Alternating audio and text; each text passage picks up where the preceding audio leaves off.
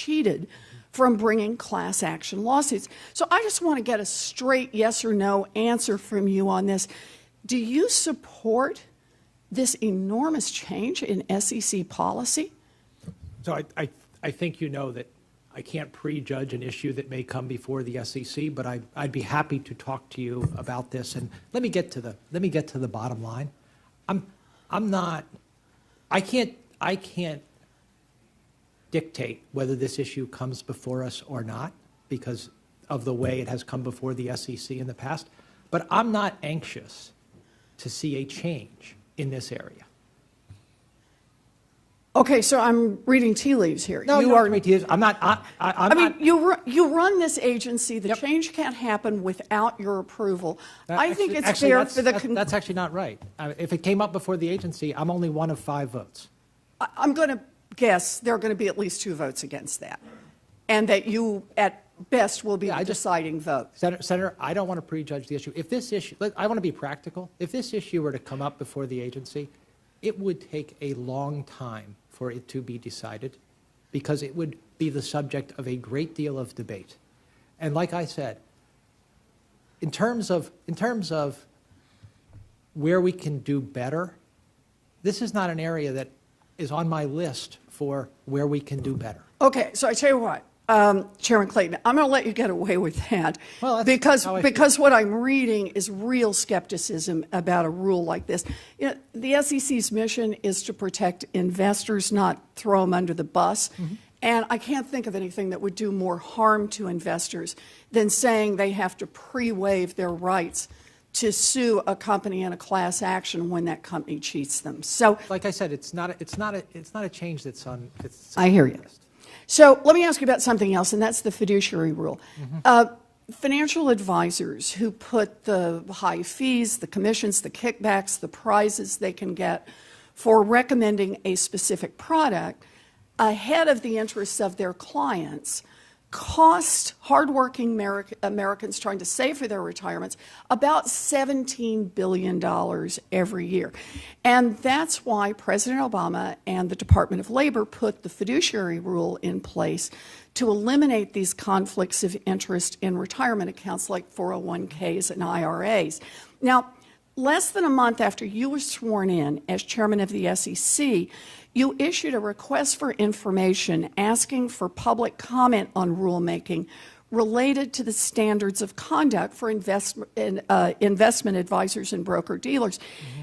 Can you state to this committee that any rulemaking you do on this topic will not weaken the existing protections for retirement savers?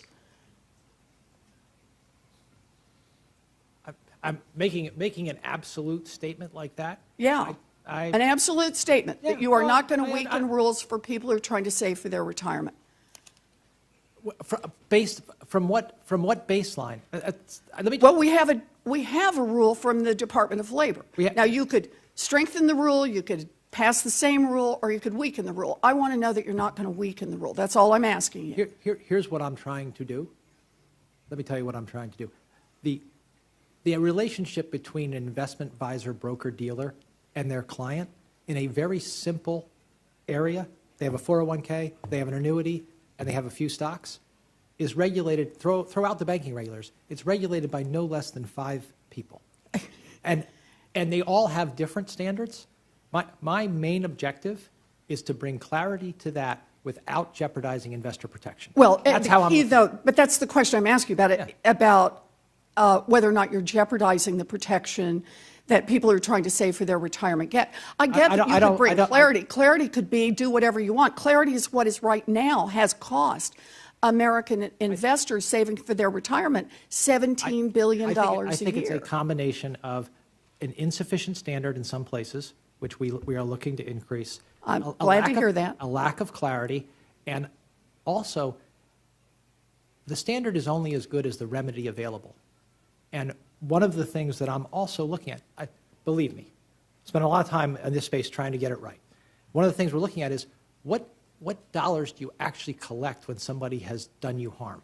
Because you can have a really strong standard, but if there are no dollars there, that's a problem. So I agree with you, Mr. Chairman. If you want to strengthen enforcement of this rule or strengthen the rule itself, count me in. But that's what the American people look to the SEC for. Thank you. I do. Thank you. Thank you, Mr. Senator Chairman. Perdue. I want to go change the subject just a little bit back to Bitcoin here, or to cryptocurrencies. You know, we see in IPOs and tax jurisdictional arbitrage. Do you guys see that today in this developing cryptocurrency and also in ICOs? Chairman Clayton, you want to start with that? Well, yeah. And by the way, who pays for frivolous class action lawsuits? Who pays for that? Shareholders. Yeah. And investors, I would argue customers, employees, all of the above, right? Yeah. Would you answer that question for me, please? So regulatory arbitrage is one of many issues that I see in this market. To be frank, you know, tax loss and things like that are there. Of course they are, because it's record keeping, it's difficult to trace. So where are the countries? South Korea and China are the ones that predominantly play in this world. You said before most of the current investment comes from the U.S. I'm not sure. I don't know if we all know enough yet to know that, right? South Korea and China are really heavily invested. In fact, China now, or South Korea has a new rule that says you have to use real name bank accounts in order to trade in this. Yeah, I think and those are the kinds of things I'm asking for. Is there arbitrage really going on around the world here? There is certainly regulatory arbitrage, but what you're making a great point, because this was a largely unregulated space across the world. And now what you're seeing is each country taking a perspective, a view, action, et cetera, which also goes to how functional is this asset class, and how would we regulate it, and how does it work? There's a lot happening that is beyond the kind of understanding of your average investor. How would you know how? So how can we, in two agencies here, I understand there's interaction between all of our regulatory agencies, but there's also another axis here that you have to coordinate. That's the other country regulators as well. Correct. So I'm asking both of you, what are you seeing and what are you anticipating we need to do to make sure, either legislatively or rulemaking, to combat that? Chris, do you want to? Let me jump in. I'll just identify two areas of arbitrage we're seeing.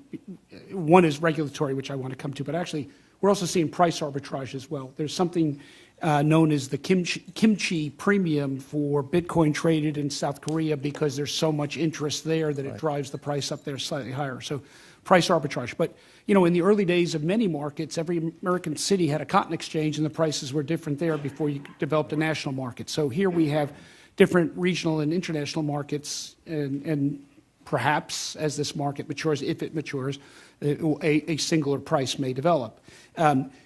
On terms of regulation, unfortunately, I think that some time ago, perhaps in the middle of last year, there was this perception that Bitcoin was off the regulatory grid.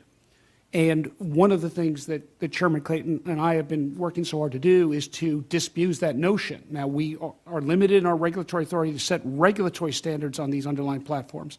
But when it comes to enforcement, when it comes to ICOs, we're using our full authority to drive the message. And other countries are doing that as well. And we've had frequent conversations. I spoke recently, or had communication recently with the head of the Japan Financial Service Agency about some things that were going on there. Jay Clayton spoke very eloquently at the FSB meeting recently in Basel, Switzerland. We are beginning our communication with other regulators, and I think the message is getting through that this is not off the grid. And I think part of that is now you're seeing it in the Bitcoin price. As the word is getting out that we will go after misconduct, I think you're starting to see that reflect in the price, and I think that's an important step. Well, what little time we have left, I'd like both of you to respond to the pump and dump efforts that are underway right now. You see this beginning to develop. Can you, I know you're both involved in this, can you both address what your agencies are doing to combat that? Senator Perdue, this is one of the things that I'm worried that investors don't understand, which is when you have an unregulated exchange, the ability to manipulate prices goes up significantly. And you know, just a few coordinated sales can change a price. Or an email, a fraudulent email. Correct. Yeah. I've mentioned we formed this virtual currency enforcement task force. I mean, we've got some really good people on this, and we've brought 3 actions in the last few weeks. I said there are more to come. There are more to come. We are digging deep and learning a lot and seeing a lot, and I don't want to get ahead of that other than to say that we are working the beat hard right now. And you have jurisdictional right to do that, right? We have enforcement jurisdiction. Yes, we do. Great. Thank you, Mr. Chairman. Senator Donnelly. Thank you, Mr. Chairman. Thanks to both the witnesses. And this would be to both of you. Now that the SEC and the CFTC have asserted jurisdiction and warned the public of the risks posed by virtual currency operators, what other ways can your agencies prevent retail investors from falling victim to fraud and manipulation? Yeah, I'm happy to take this question, Senator. Earlier, Senator Ranking Member Brown mentioned what are we doing with the CFPB. We've actually formed a partnership with the CFPB to consumer education in the area of Bitcoin. One of the things I've learned recently is that America's libraries are a place where a lot of people go and research Bitcoin. In fact, they use the library computers. One of the most frequently searched items from a library computer is a Bitcoin. And so we're teaming up with CFPB to go out to America's libraries to educate librarians who often get some of the questions asked, to be able to direct library patrons to use our resources, our Bitcoin website and our other resources. So we are really getting very creative in the area of consumer education. I've mentioned we've got several podcasts on this subject, which are with thousands of downloads. We are working as hard as we've ever worked. We've never done as much work on consumer education as we've done with virtual currency. We also have an Office of Investor Education that has been engaged with a number of groups on this, and I think they've done a terrific job getting the word out. In terms of getting the word out, though, there are financial intermediaries and other actors that we're counting on to act responsibly in this area. Okay. Deal with their customers. Well, let me ask you a follow-up, and it goes to the point you just made about the libraries and others. Are you concerned that retail investors will remain vulnerable to fraudulent and manipulative online solicitations that are sometimes more difficult for you guys to pick up? Senator,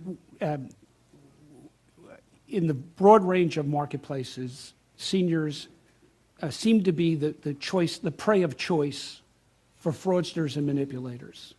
Whether it's in precious metals, whether it's in foreign exchange, whether it's in a whole range of products, we see and we prosecute continuously fraudsters who seek to prey on either the less sophisticated seniors who maybe don't quite have the retirement nest egg that they believe they need and fall prey to get-rich-quick schemes or schemes that say we'll guarantee 100% returns and all kinds of nonsense like that. And it's a big part of our enforcement effort at the agency. Let me ask you this, and this goes to perspective and to hopes and dreams, but what warnings would you give? There was an article in the Washington Post yesterday, and it was about good, hardworking Americans, people who have worked really hard and want to have a pension. It was about a group of our friends and neighbors from Kentucky. And the title of the article was, "Bitcoin is My Potential Pension." What would you say to them to help protect them from winding up in a situation a few years from now where it didn't quite work out the way they were hoping? It's such a troubling development, Senator, unquestionably, which is why we're putting out so much materials. But what I would say to them is it's the same advice I'd give my children. If it sounds too good to be true, it is. If they're promising ridiculous returns, they're ridiculous. If you are going to give them money, you'd better be prepared to lose it. I agree with everything that Chairman Giancarlo said. I also would say this to them, which is there are things like disruptive technologies that come along, but they shouldn't disrupt the way you look at markets for us or the way you look at investing. Pumping all of your money into a disruptive technology has a very high likelihood of not working out for you as an individual. When we see disruptive technologies come along,